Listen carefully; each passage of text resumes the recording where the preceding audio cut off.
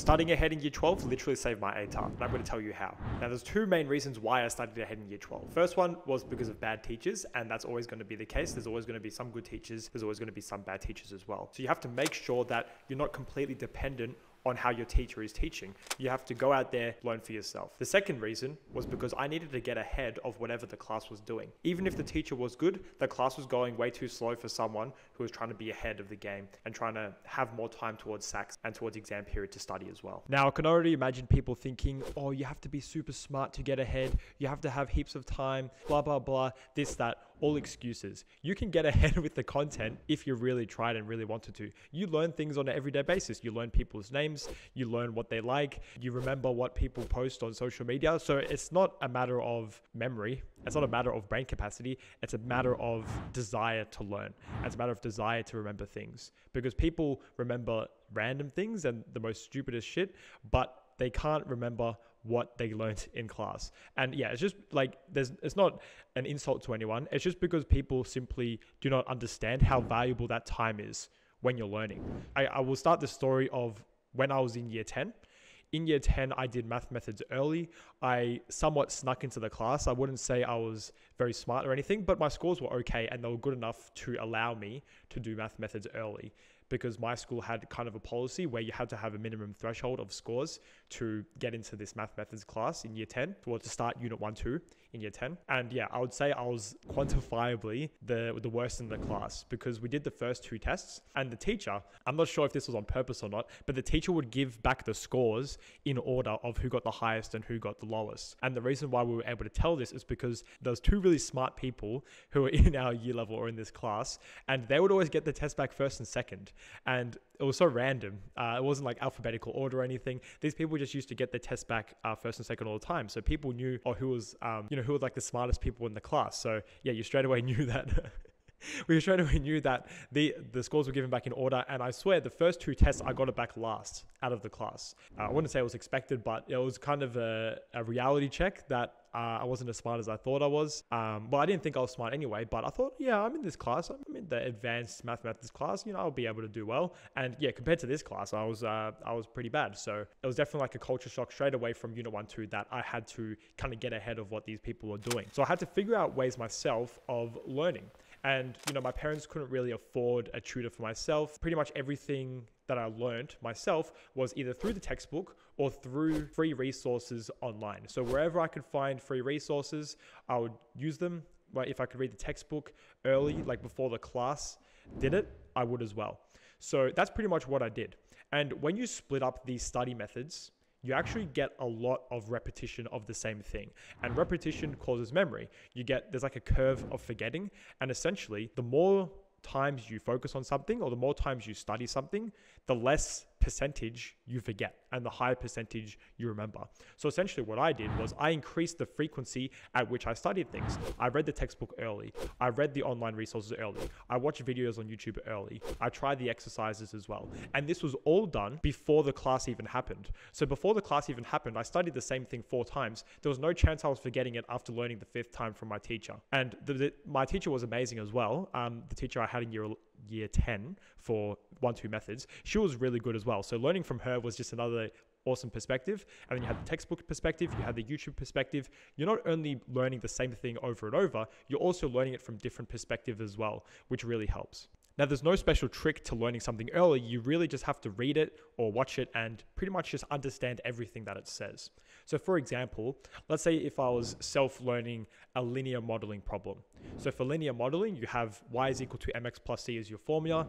M would be your variable rate or like your rate of change. And then the c would be your constant initial value, your fixed value, however you want to look at it. So let's say if I got a linear model and I didn't understand why certain values went into the m and why certain values went into the c value, what I would do is I'll look up on YouTube, y is equal to mx plus c linear modeling, and I'll look a breakdown of that because the textbook might have skipped it or something like that. So that's what I would do. I would make sure that when I was reading the textbook, understand every single word, every single thing that they put together, every single step of working out. And if I understood that, then I could apply the same thought process and thinking process to the examples in the textbook. Okay? So reading the textbook, using YouTube videos, using notes online, and then trying the exercises for myself. And this was all done before class even started. So getting into this habit early really helped me because I would already built up, that system of learning so I could apply it through 3-4 methods in year 11 and then all my other 3-4 subjects in year 12 as well. So in 3-4 methods, it was a necessity to do this because my teacher wasn't as good as my unit 1-2 teacher. I mean, she was okay, but she wasn't amazing. I noticed this at the start when I asked a couple of questions and she didn't really know how to answer them. So I was like, okay, I'm kind of screwed here. If I'm relying on my teacher, I have to go out there and get the knowledge myself. So I did the same thing again, but I didn't rely too much on the teacher. I wasn't relying on her for learning the bulk of it. It was more like the cherry on top and just like an extra perspective of listening. And again, as I said before, another way of learning things and essentially just adding to that frequency of remembering things. And that really helped as well. Even if your teacher's not that good, it's still valuable to pay attention. Now, when I'm learning things myself, again, I'm just breaking it down step by step, reading through what someone else has done. If I need any follow-up, I would follow up with YouTube videos. And because I was doing this ahead of class, I naturally was just ahead of the class schedule. What our school did at the start of the year was provide us with a year-long schedule.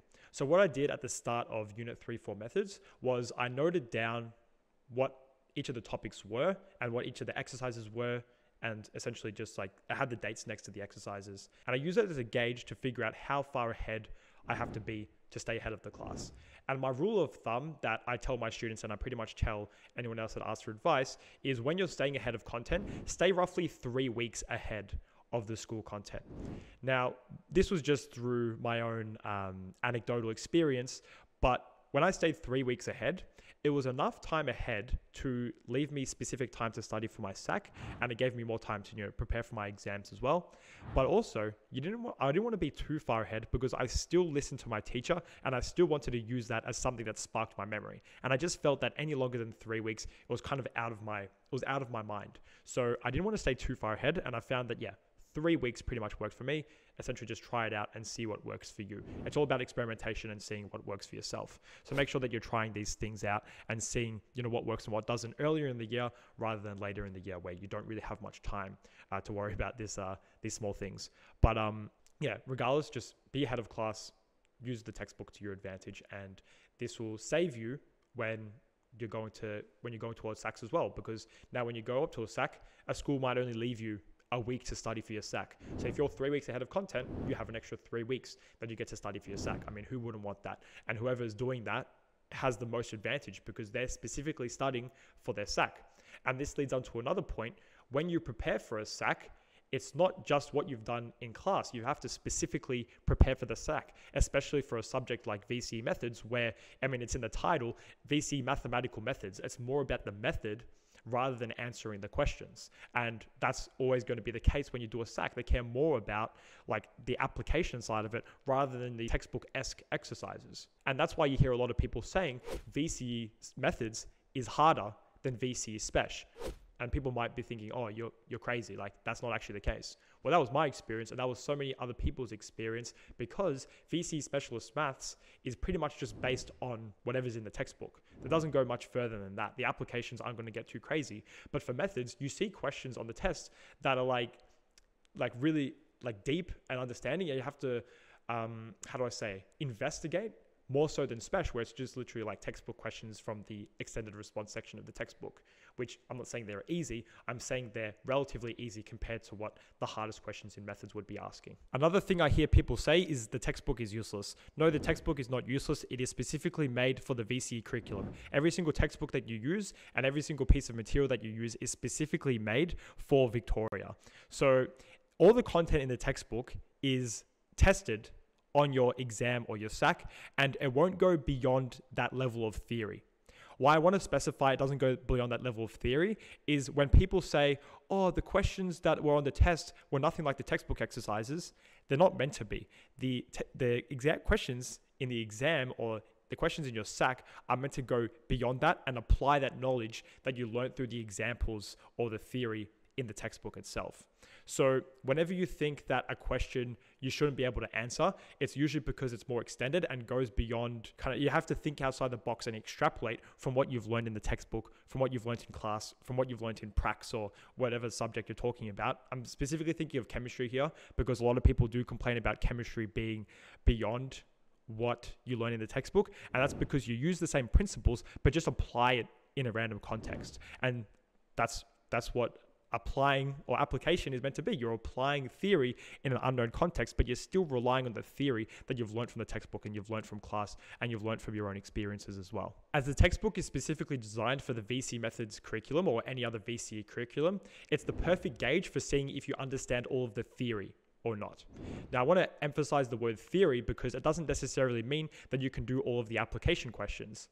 The theory in the textbook or all the examples in the textbook encapsulate everything that you need to know theory-wise. But application questions on SACs and exams, they will use that theory in an unknown context. So if you've mastered all the questions and you've mastered all the examples in the textbook, yes, you've understood all the theory, but when people say that they don't understand how to answer questions on SACs, it's just because they haven't learned the thought process to convert the theory to application problems. Another thing that students say is, oh, I don't have enough time to get ahead of the classwork. I don't have enough spare time outside of school. Definitely not the case. You only need 30 minutes for each exercise to get ahead. So if you take 30 minutes to read through the theory at the top of each exercise, go through the worked example, and then try a handful of the other examples, it probably only takes 30 minutes. And that's just based on my own experience as well. It can go longer if you're struggling to understand something and you need some extra research through YouTube videos or through online notes. But roughly, let's just say 30 to 60 minutes. If you do one of those for each of your 3-4 subjects in year 12,